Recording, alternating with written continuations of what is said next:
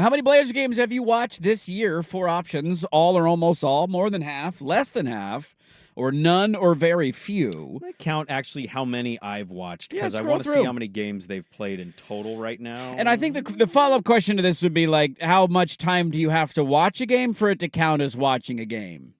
Like turning on the game for 5 minutes, does that count as watching a game for you? So they play 46 games 46 so far. games. I would hand to God probably tell you I've watched 37 of them. 37 at like some, not all of the game, but like you've turned on 37 of them? Of the 37 of 46. How many games have you watched start to finish or had on your TV start to finish? Probably 32. 32 of them? And 5 it's been like a pop-in or check it out, or hey, we're they're down getting 25. killed. I'm gonna See you later. See what else is going on. Yeah. What's your number at? So what's your body count?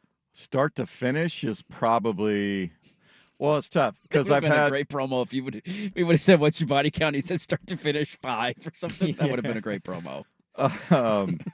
There's been a grinder. bunch that have been on the second screen that have been on. Yeah, but as far as like sitting down to like main screen watching the watch a game. Less than 10. Are you in? Less than 10. Are you plugging like a USB antenna into an iPad for second screen or like another TV? I have a second TV and then I cast. I have Chromecast, so I'll cast from my phone or computer. Okay. I mean, I'm probably, if you're talking start to finish, I'm definitely less than 10 this year. I'm not proud of my number. I've turned on They've probably been an pretty bad. additional 15 to 20-ish games that like for various amounts of time. I don't know how much I count. Like, I think in order to count it as a game you've watched, you have to at least make it like 40% of the game. 5 minutes to me doesn't count as like, I watched that game. Yeah, that because doesn't count. I've had a lot of those where I'm like clicking over like time of a football game you're watching. Yeah, it's see like, what the all score right, is. let's I'll see watch what's going on. Up time, yeah. Yeah, okay. Second half is starting. I'm going back to the But football if you're game. watching at least a half, that counts to me as a game that you watch. Right now, 73% of people are saying they've watched none or very few games. Next highest is 14% say less than half. So, nearly 87% of the respondents so far have watched none or very few or less than half. And then 8% of you are psychos who have watched all or almost all of them. And then 5% say more than half. Look, there's sports fans out there that basketball is their jam here, more so than football. I can admit that. But I think there's also an element of internal belief and optimism despite what you're seeing in reality. They've had some little things to point to. The Klingon thing is an interesting one, for example. He's been a little banged up this year. Yeah. Not encouraging to hear like he's never dealt with this before. It's like, cool, he gets to Portland and it all starts. We have a 7-footer dealing with lower body injuries. But, I find it a little odd, and I'm not sitting here like saying it defines his entire career by any stretch. It would be ridiculous to say that. For all the Scoot criticism that comes from media, boy, Donovan's had some real stinkers where he's played and not done really anything. And, like, we're just 100% convinced that that's definitely something in the NBA that's going to matter a great deal. And, again, I'm not defining it. I'm just saying when Scoot has a stinker, I hear about it. Very loud. When Donovan goes 0 for 4, which I think he was in the last game, nothing because he's a rookie, where it's like Scoot had bad rookie games. Oh, my God, Scoot. And maybe that's the difference between being picked 6th or 3rd and being picked 7th. But it doesn't matter to me. It's like that's kind of what this is. It's young guys playing. They're going to have their ups and their downs. It's also just, dude, it is so hard to logically make the argument that Scoot and Shaden should be benched and coming off of the bench. You can talk to me about defense. Please spare me the defensive argument. We've been in a city where we had multiple guards now in different generations and versions of this that didn't play a lick of defense. So never benched them. It ain't about defense. It's about the coach who wants to try to win as many games as he can because he's a lame duck coach. And until he's given otherwise directive, he plays vets. Yeah. And so tonight, are they going to beat the Bucks? I won't be shocked. They've already done it twice in the Dame era. They have.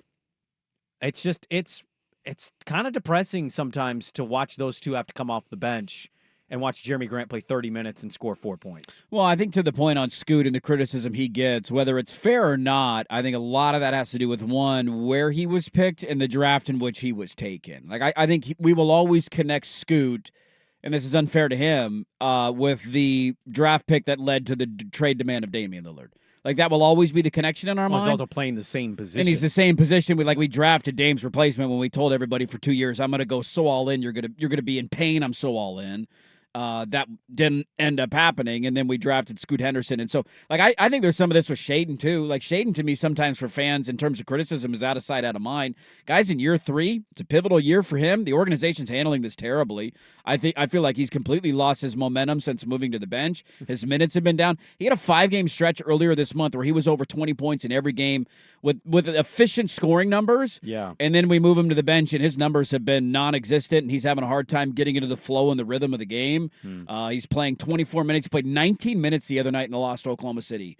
Sub 20 minutes for Shaden Sharp in year 3. I had somebody tell me, I was texting with somebody about that, and I was like, man, I'm tired of seeing them come off the bench.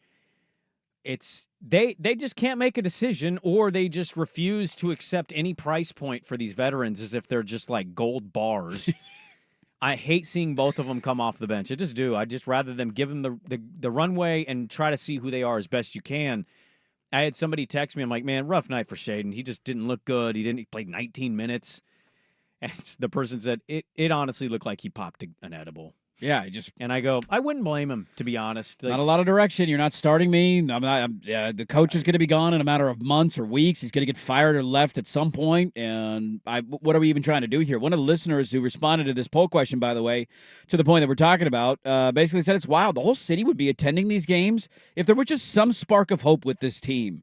But we have a caretaker that just cashes her management fee as a trustee for the team and lets the team languish in mediocrity. And I think that's a perfect way to sum it up, where I actually came into this year, you know how I've been as a fan the last year and a half or so, especially last year, with the way the Lillard stuff went down, the GM lying for 2 years about trading all of his picks. We can't wait to go all in. It was all a ruse. They were never planning on doing it. Then you have to force the hand of the best player in the history of your franchise. I was as out as I could be last year, watched very few games. Part of it was because I was on paternal leave.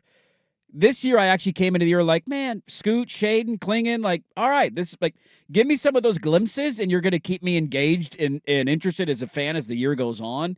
And they have gone completely the opposite direction, despite the fact that Scoot's had moments where he's played good. Shaden's had moments where you're like, hey, look at that, something there. Mm-hmm. Klingon, to your point, has had some clunkers, but he's also had some great moments defensively. Yeah. Some good games when he's been healthy, and it's like, that, to me, this is the irony of all of it, and I brought this up a million times. Like, that's such a good selling point for your fan base of like, dude, we've tanked. We've had 3 top 10 picks, but look what we're building.